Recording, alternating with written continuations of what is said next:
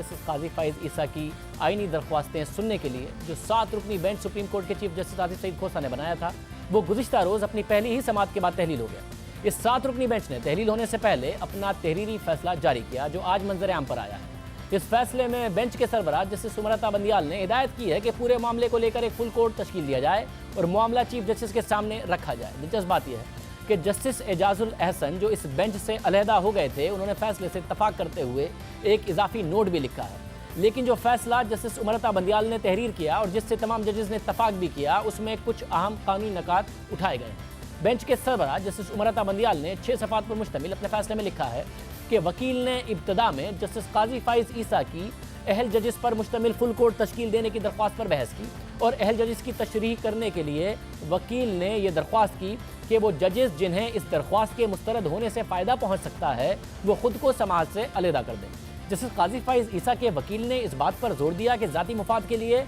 असरअंदाज होने का कोई भी इम्कान जज का बेंच से अलहदा होने के लिए खुद एक ग्राउंड है। जस्टिस उमरता बंदियाल ने अपने फैसले में लिखा कि लीगल कम्युनिटी और लोगों का ख्याल है कि अगर 2023 में जस्टिस काजी फाइज ईसा चीफ जस्टिस का दफ्तर नहीं संभालते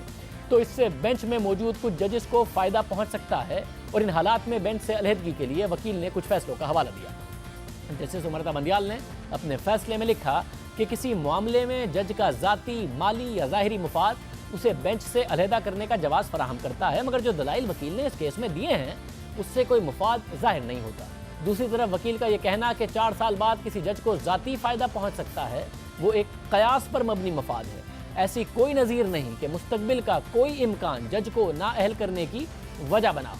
वकील की दरख्वास्त ज़्यादातर इम्कानात पर मबनी है और बेंच में मौजूद किसी जज के तासुब को असल मायनों में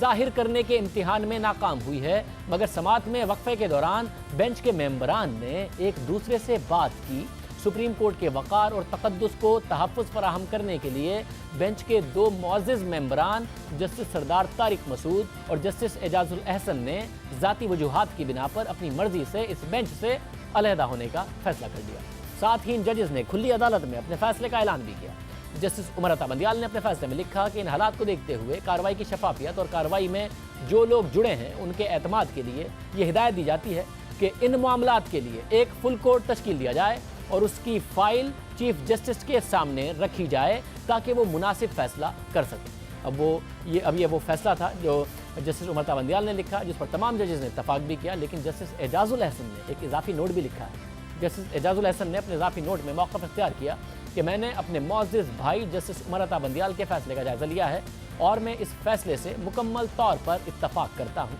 लेकिन मेरी ख्वाहिश है कि मैं इसमें यह इजाफ़ा करूँ कि मेरा हल्फ मुझे इस बात का पाबंद करता है कि मैं हर किस्म के लोगों के लिए कानून के मुताबिक बिना किसी खौफ, ताल्लुक़ और बदनीयती के सही फ़ैसला करूँ। मैं अपने ज़ाती मुफाद को ये इजाज़त नहीं देता कि वो मेरे सरकारी कंडक्ट पर असरअंदाज हो, मगर इन तहफ़्फ़ुज़ात को देखते हुए जिसका ना कोई जवाज़ है ना ही इनकी कोई बुनियाद है, जो बदकिस्मती के साथ दरख्वास्त गुजार की जानिब से उठाए गए और जो इस अदालत के साथ ही जज भी हैं, मैं ये मुनासिब नहीं समझता कि इन दरख्वास्तों की समाअत करूँ। इसलिए मैं बेंच से अलहदगी इख्तियार करता हूँ। जस्टिस एजाजुल अहसन जो गुज़िश्ता रोज़ इस बेंच से अलहदा हुए, उन्होंने इजाफी नोट लिखा, जबकि जस्टिस तारिक मसूद ने भी इस बेंच से अलहदगी इख्तियार की थी, मगर उनकी तरफ से कोई इजाफी नोट नहीं लिखा गया। बहरहाल जस्टिस उमरता बंदियाल ने फुल कोर्ट बनाने की हिदायत की है और मामला चीफ जस्टिस के पास भिजवा दिया है। अब देखना होगा कि चीफ जस्टिस इस पूरी सूरत हाल में क्या फ़ैसला करते हैं, क्या बेंच बनाया जाता है। हमने आपके सामने कल के प्रोग्राम में पूरी सूरत हाल भी रखी थी कि अगर इस किस्म की सूरत हाल हुई तो कौन से मुमकिन जजेस हो सकते हैं जो फिर फुल कोर्ट का